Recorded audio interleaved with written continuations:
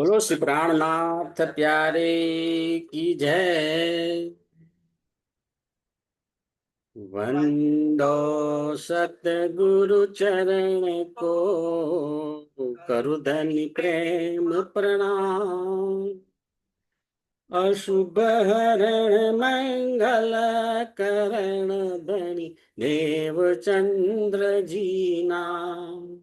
श्री प्राणनाथ निज मूलपति, श्री महराज सुनाम। तेज कुंवर श्यामा युगल को, पल पल करू प्रणाम। धनी जी मारा पल पल करू प्रणाम। बोलो श्री प्राणनाथ प्यारे की जय।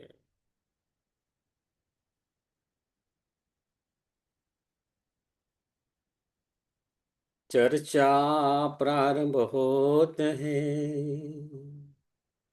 सुनो साथ चित दई। भजो राज श्यामा श्री प्राणनाथ। सखी जीवनी हमारो श्री महमत कहे साथ जी। भया चर्चा का वक्त है,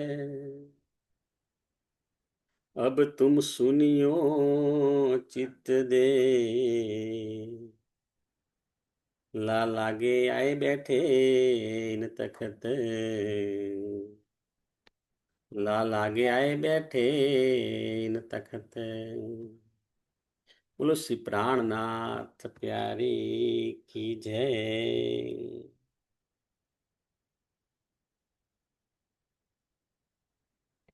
પૂર્ણ બ્રહ્મ સચ્ચિદાનંદ સ્વરૂપ ધામ દૃશ્ય અક્ષરાતીત પરમાત્માની અસીમ કૃપાથી, સદગુરુ મહારાજના અપાર આશીર્વાદથી આપણે શ્રી વિતક સાહેબની ચર્ચા કરી રહ્યા છીએ. એમાં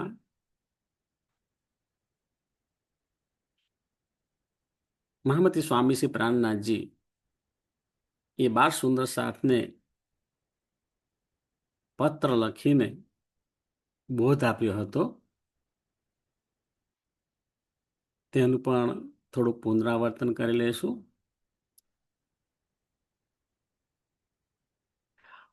અહીં આપણે જે વિતક સાહેબની ચર્ચા કરી રહ્યા છીએ, ખરેખર વિતક સાહેબ નું મહત્વ એ છે કે એમાં પ્રત્યેક જે બાબત છે, પ્રત્યેક જે પાત્રો છે, એમાં જે કઈ ઘટના બની છે એમાંથી આપણે બોધ લેવાનો છે અને એ બોધ આપણા જીવનમાં ઉતારવાનો છે. સુંદરસાદજી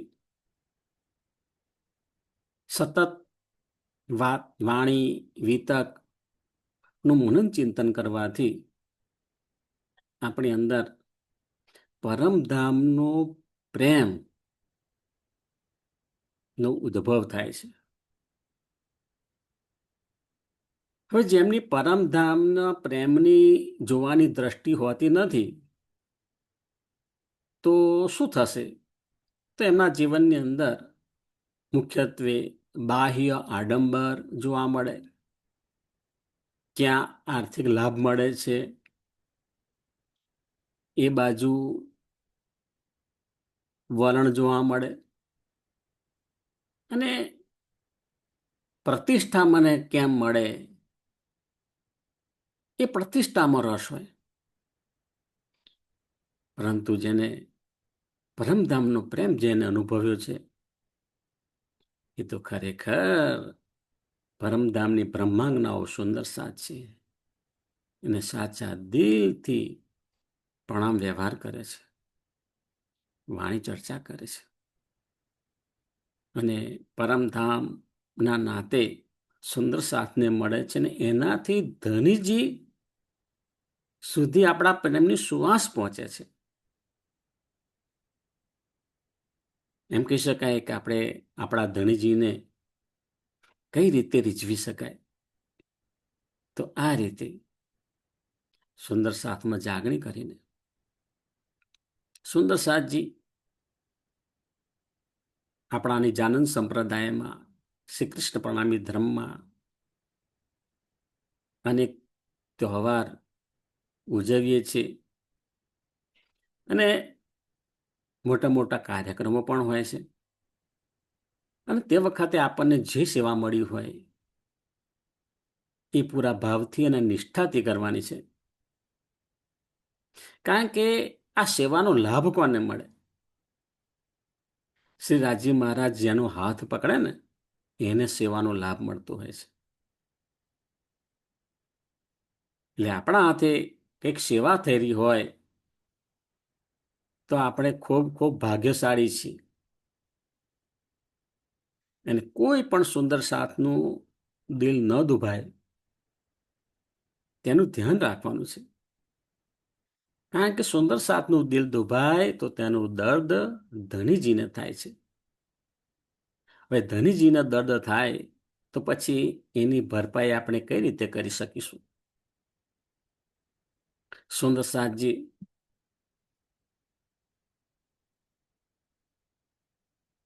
તમે જીવનમાં મહાન સેવા કરવાનો ઉદ્દેશ નક્કી કર્યો હશે તો સમજી લેજો કે તેની સામે સંઘર્ષ પણ મોટો હશે. અને તે વખતે આપણે આપણા આત્મબળથી આપણી ગરિમા જાળવી રાખવાની છે અને ખૂબ જ નિડરતાથી જાગણી કાર્ય કરવાનું છે. સુંદર સાથજી સેવા કાર્યમાં ક્યારેય એકબીજાના પગ ખેંચવાની પ્રવૃત્તિ કરવાની નથી. કારણ કે બ્રહ્મસૃષ્ટિનું લક્ષણ નથી. બ્રહ્મસૃષ્ટિ તો સમરસ થઈ અને સેવાનું કાર્ય કરે છે. સુંદર સાથજી ધણીજી પ્રત્યેક પલ આપણી સાથે છે. ધણીજીના હુકમથી સંસારની ઘટનાઓ બને છે. અહીં આગળ 12 સુંદર સાત છે એ કટ્ટર શરિયતમાં માનવા વાળા લોકો સાથે ચર્ચા કરી રહ્યા છે.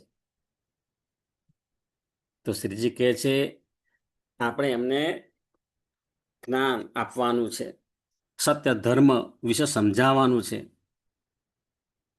પરંતુ આપણી મૂળભૂત સનાતન હિન્દુ ધર્મની રહેણી કરણી છે ને એ બદલાવી જોઈએ નહીં. આ વિતક સાહેબની અંદર સ્પષ્ટ કહ્યું છે. જો આ પાયો જે છે આપણો પ્લેટફોર્મ, સનાતન હિન્દુ ધર્મ આપણું પ્લેટફોર્મ છે. એ પ્લેટફોર્મ ઉપર ઉભા રહી અને પરમ સત્યની વાત આપણે કરવાની છે. નિજાનંદ સંપ્રદાય શ્રી કૃષ્ણ પ્રણામી ધર્મ વિશે પુકારીને આપણે જાગણી કરવાની છે.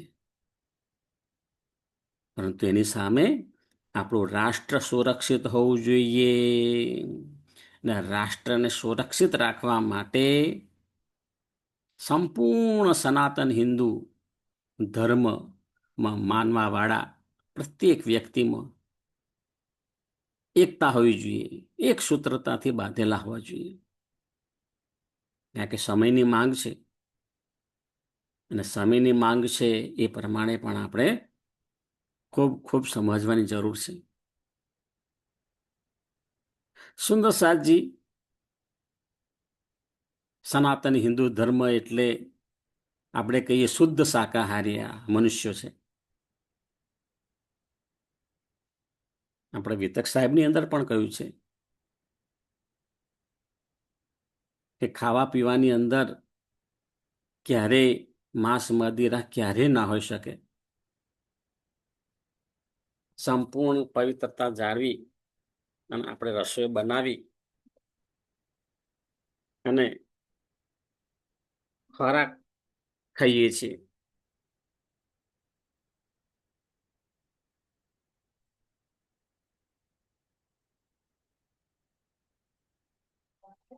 પરંતુ ક્યારેક આપણે બધું પાડીએ છીએ ખરા, શુદ્ધ શાકાહારી છીએ, પરંતુ ક્યારેક સુંદર સાથનું દિલ દુભાવીને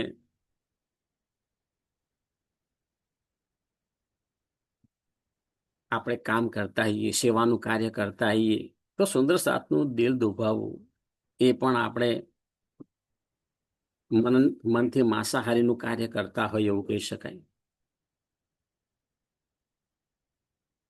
અને એવું કરવાથી ધીમે ધીમે આપણું હૃદય બહુ જ કઠોર બને છે. હા, સેવા તમે કરો છો, પરંતુ જાગૃતતાનો અભાવ છે, એટલા માટે જાણે અજાણે સુંદર સાથના દિલ દુભાય એવું વાણી વર્તન કરીએ છીએ. એને પરિણામે શું થશે? આપણી અને ધનજી વચ્ચે ધીમે ધીમે વધુ ને વધુ દૂરી બને છે. એ આપણને પોસાય તેમ નથી, કારણ કે આ મૂળભૂત આત્માનું કલ્યાણ કરવાનું છે. તો આત્માના કલ્યાણથી આપણે વંચિત રહી જઈએ છીએ. સુંદર સાતજી આગળ કહે છે કે જેવી રીતે એક માતા પોતાના બાળકને તૈયાર કરીને સ્કૂલમાં મૂકવા જાય, આપણે જોઈએ બાળકને તૈયાર કરવાનું હોય ત્યારે કેટલી બધી બાબતો ધ્યાનમાં લેવાની હોય છે. બાળકને ઉઠાડવાનું, નવડાવવાનું, કપડાં પહેરાવાના, ખવડાવવાનું, એની બેગ તૈયાર કરવાની, એના અભ્યાસની બધી સગવડો પણ આપવાની. પરંતુ જ્યારે પરીક્ષા આપવાની હોય ને, તો પરીક્ષા તો બાળક જ આપવાની હોય, બરાબર? બોર્ડની એક્ઝામ હોય, કોલેજની એક્ઝામ હોય, ગમે તે, તમને બધી સુવિધા મળે, પણ સુવિધા એટલા માટે તમે તૈયાર કરો જે તે વિષય વસ્તુને, કારણ કે એક્ઝામ પરીક્ષા તમારે આપવાની છે. એ રીતે ધનજીએ પણ આપણને તૈયાર કરીને માયાનો ખેલ જોવા માટે મોકલ્યા છે. અને આ સંસારની અંદર ઘણા બધા સંઘર્ષ આવે અને સંઘર્ષનો આપણે સામનો કરવો પડતો હોય છે. સંઘર્ષ ગમે તેટલો મોટો હોય, પણ એટલું યાદ રાખવું કે આપણી અંદર ધનજી બેઠા છે, રાજ શામાજી બેઠેલા છે, સદગુરુ મહારાજની શક્તિ બેઠેલી છે, અને એ શક્તિ આપણને માર્ગ બતાડે છે. અને એ જે શક્તિ માર્ગ બતાવે ને, બહુ મોટી વાત છે. કારણ કે જીવનની અંદર પસંદગી કરવી એ આપણા હાથની વાત છે. એ પસંદગી તમે ખોટી કરો તો પછી એનું પરિણામ ભોગવવું પડે. પહેલેથી જ ખબર હોય કે સાચો રસ્તો છે ને ખોટો રસ્તો છે. સાચા રસ્તે જશો તો એનું ફળ આવું મળશે, અને ખોટા રસ્તે જશો તો એનું ફળ આવું મળશે. અને એ વિવેક બુદ્ધિ પણ સદગુરુ મહારાજની કૃપાથી આપણને મળે છે.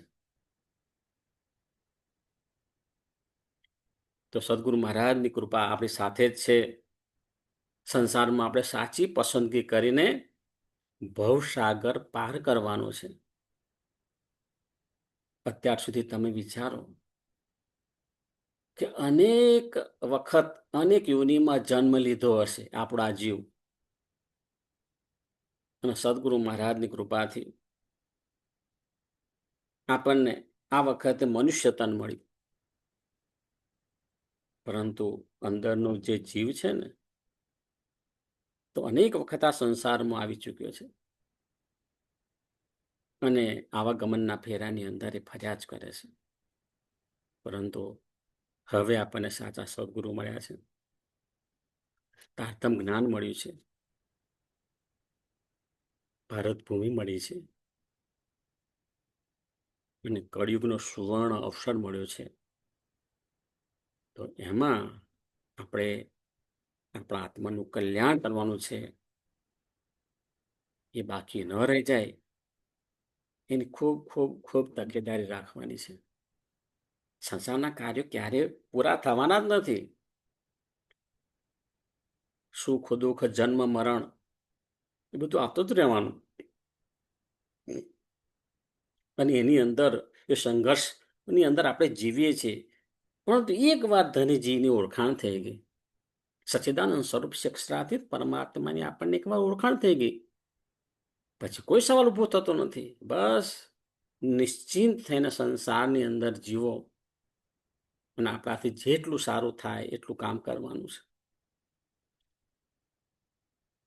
આપણાથી જેટલું સારું કામ કરીશું એવું જો હકારાત્મક ભાવના આવશે ને, તો એનાથી સુંદર સાજી આપણી શરીરની તંદુરસ્તી વધે છે. કારણ કે એનાથી શું થાય? ઇમ્યુનિટી પાવર વધે છે. અને ઇમ્યુનિટી પાવર વધે એટલે શરીરની તંદુરસ્તી વધે છે. સુંદર સાજી અહીં બાદશાહના દરબારમાં આપણા 12 સુંદર સાથ ઇમામ મહેદીનો સંદેશો આપવા માટે ગયા હતા. ત્યારે 12 સુંદર સાથની અંદર જે સંગઠન હતું ને, એ સંગઠનનો આપણે બોધ લેવાનું છે. બહુ બહુ બહુ જ મહત્વની બાબત છે આ. કારણ કે આપણે ગામની અંદર, સમાજની અંદર, સુંદર સાથની અંદર તમે જુઓ એ કોઈને કોઈ કારણ ભાગલા પડી જતા હોય, નાની અમથી બાબતની અંદર મન દુઃખ થતું હોય, તો અહીંયા આગળ સંગઠન આ 12 સુંદર સાથ હતા, એની અંદર એક સમરસ થઈને કામ કરતા. ધ્યેય સર્વોપરી હતો એમનું. ક્યારે અંદર અંદર ઈર્ષા દ્વેષ કર્યો નથી. તેમણે દરેક કામ સમરસ થઈને પોતાની ગરિમા જાળવી રાખીને એક સૂત્રતાથી, એક ધ્યેયથી કર્યા હતા. અને તેમનું તમે જીવન જુઓ ને, તો તેમના જીવનની અંદર આધ્યાત્મિક પ્રેમનો ધોધ હતો. આધ્યાત્મિક પ્રેમનું ઝરણું નહીં, ધોધ. અને તેમના રોમ રોમથી પ્રગટ થતો હતો. એ જે કંઈ વાણી, વર્તન, વ્યવહારની અંદર જે કંઈ કરે એમાં પ્રેમની સુગંધ આવતી હતી. એટલે સુંદર સાજી આપણે આપણું સંગઠન તો રાખવાનું જ છે. હા, ક્યારે મન મોટાવ થાય તો એ વાતચીત કરીને સમજૂતીથી એનો નિકાલ આવી શકે છે. આપણે તારતમ વાણીનું મનન મંથન કરીને જ્ઞાનનું સંવર્ધન પણ કરવાનું છે. અને સુંદર સાથમાં સંગઠનની ભાવના રહે તે પણ ધ્યાનમાં રાખવાનું છે. કારણ કે સુંદર સાથની અંદર ખેંચતાણ થાય તો એનાથી ધનીજીના દિલને દુઃખ પહોંચે છે. ધનીજીના દિલને દુઃખ પહોંચે એવું આપણે ક્યારેય કરી શકીએ નહીં. અને મૂળ કારણ શું? માન મોટાઈ હોય છે. અરે ભાઈ, માન મોટાઈ એકવાર સુંદર સાથની અંદર તમે આવ્યા પછી માન મોટાઈ ભૂલી જવાની. બહુ બહુ તમારા સમાજની અંદર, તમારા ઘરની અંદર એવી અપેક્ષા રાખી. પણ એકવાર આપણે સ્વરૂપનું ઓળખી લીધા છે પછી સુંદર સાથની અંદર અંદર આ માન મોટાઈની ખેંચતાણ હોવી જોઈએ નહીં. સુંદર સાથજી અહીંયા બાહ્ય દેખાવના સંગઠનની વાત નથી. ક્યારેક બને કે ભાઈ હજારોની સંખ્યામાં સુંદર સાથ છે, બધા સફેદ વસ્ત્ર પહેરીને બેઠા છે. હા, એ પણ જરૂરી છે, પણ એનાથી વધારે મહત્વનું છે કે સુંદર સાથની આંતરિક દશા કેવી છે. આંતરિક દશા જે છે એમાં સંગઠન હોય તે ખૂબ ખૂબ મહત્વનું છે. અહીં આગળ જુઓ 12 સુંદર સાથ છે, એમનું આંતરિક સંગઠન એટલું મજબૂત છે કે એમને ક્યારેય એકબીજા માટે દ્વેષ ઉત્પન્ન થતો નથી. અને એમનો જે આ સમરસનો ભાવ છે ને, એ સમરસનો ભાવ આપણા વાલાજીને, આપણા પિયાજીને, આપણા ધનીજીને મોહિત કરે છે. વાહ વાહ વાહ મારા સુંદર સાથજી. હે સુંદર સાથજી, આપણી સાથે જે કંઈ જીવનમાં થાય છે, જે કંઈ સંઘર્ષ આવે છે, તેમાં પણ ધનીજીની કૃપા જ છે. તેથી જાગણી કાર્યમાં તમે ધૈર્ય રાખીને કાર્ય કરશો, તમને અવશ્ય સફળતા મળશે. વિતક સાહેબમાં જોઈએ છે મહામતી સ્વામી શ્રી પ્રાણનાથજી, તેમણે સંઘર્ષના સમયમાં આવેશવાણી ઉતરી હતી કે ધોરડિયામાં મૂકે તારી ઘોસરી. બળદગાડા ઉપર સુંદર સાત બેસાડીને એમને લઈ જતા હતા, અને એ સમયગાળામાં જ બિહારીજી મારફતે ઘણી બધી એમના યાતનાઓ આપવામાં આવી હતી.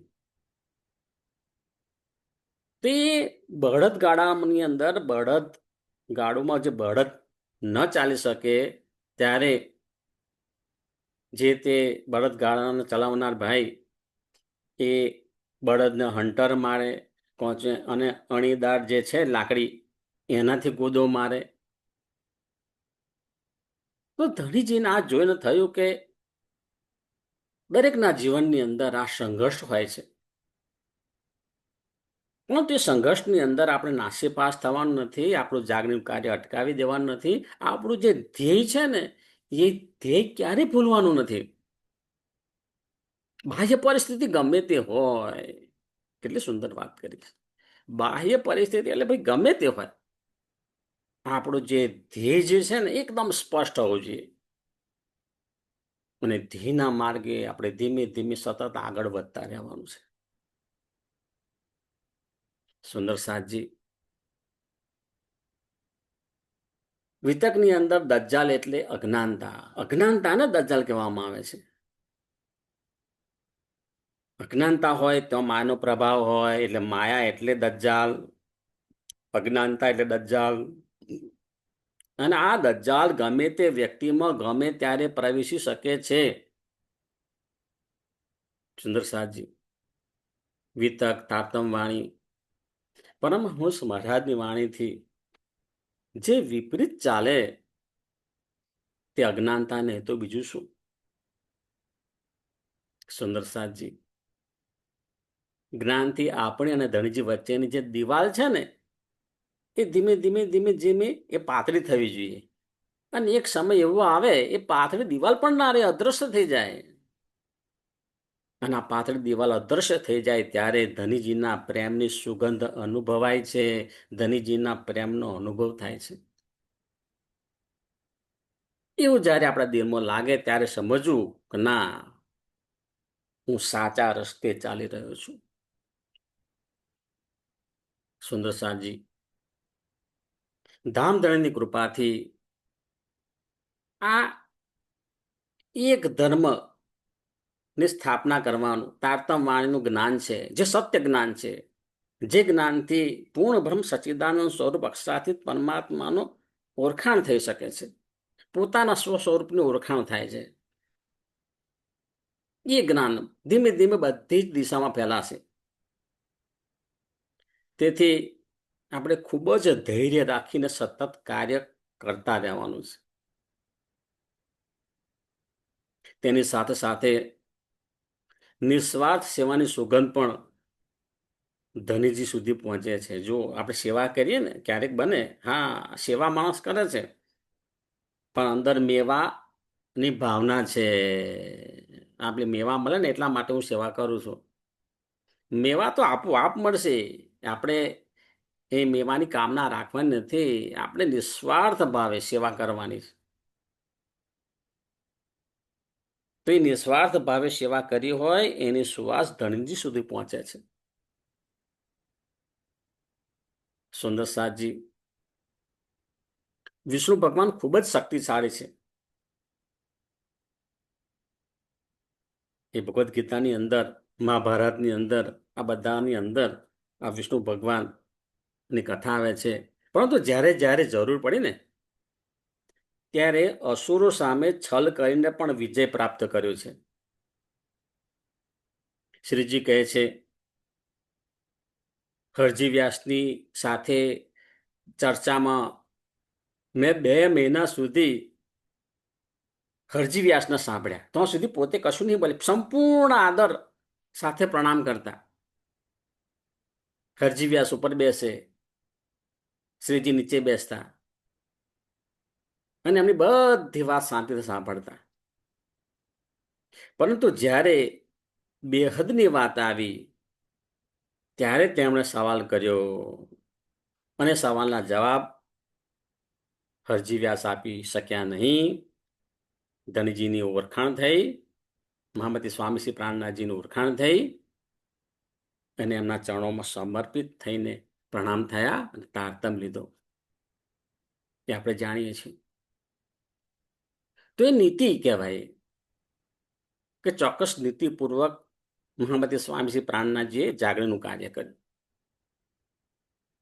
શ્રીમદ ભગવદ્ ગીતામાં યોગેશ્વર શ્રી કૃષ્ણ કહે છે, ધર્મની રક્ષા કરવા માટે અનાસક્ત ભાવથી કોઈ પણ કાર્ય કરવામાં આવે તો તેને નીતિપૂર્ણ કાર્ય કહેવામાં આવે છે.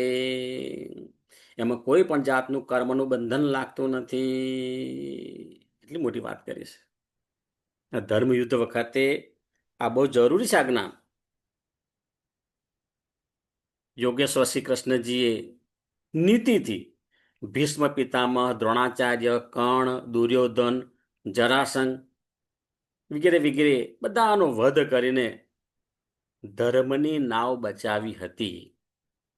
ધર્મની નાવ બચાવવા માટે પણ એમણે જે કંઈ કાર્ય કર્યું એને નીતિપૂર્ણ કાર્ય કહેવામાં આવે છે, એને છલ કહેવામાં આવતું નથી. સુંદર સારજી સામાન્ય રીતે સંસારમાં જે છેતરપિંડી કરીને પોતાના સ્વાર્થ માટે કોઈને નુકસાન પહોંચાડી અને ફક્ત પોતાનો જ વિચાર કરે અને એવા કાર્યને છલ કહેવામાં આવે. પરંતુ અનાસક્ત ભાવથી માનવ કલ્યાણ હેતુ કોઈ કાર્ય કરવામાં આવે તો તેને નીતિ કહેવામાં આવે છે. સુંદર સાતજી શ્રીજીએ 12 સુંદર સાતનું બાદશાહને સંદેશો મોકલવા માટે નીતિપૂર્વક ધર્મ યુદ્ધ કરવાનું જણાવ્યું હતું. ત્રીજી કહેતા કે અનુકૂળ પરિસ્થિતિ પ્રમાણે નીતિથી કાર્ય કરવું. આપણે કહીએ ને, તેલ જુઓ, તેલની ધાર જુઓ, પછી એ પ્રમાણે કાર્ય કરો.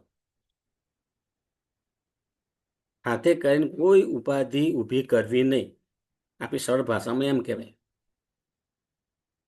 એ શ્રીજી કહે છે કે વિરોધાભાસી માહોલ હોય તો જાગરણના કાર્યમાં સંપૂર્ણ સફળતા મળતી નથી. એટલે આપણો પ્રયાસ એવો હોય કે બને એટલો વિરોધાભાસી માહોલ ઓછો હોય અને સુંદર સાથની અંદર સમરસની ભાવના હોય અને એક ધ્યેયથી કાર્ય કરે, એક જાગરણના હેતુથી કાર્ય કરે, તેમાં સંપૂર્ણ સફળતા મળે છે. સુંદર સાથની જાગણી થાય છે અને ધનીજી પણ સુધી આપણા કાર્યની સુવાસ પહોંચે છે. સદગુરુના આશીર્વાદ આપણને મળે છે. બોલો શ્રી પ્રાણનાથ પ્યારી કી જય. સદગુરુ મહારાજ કી જય. કૃષ્ણ કનૈયા લાલ કી જય. પ્રણામ સુંદર સાજી. સુંદર સાજીના ચરણોમાં મારા કોટાન કોટી પ્રણામ.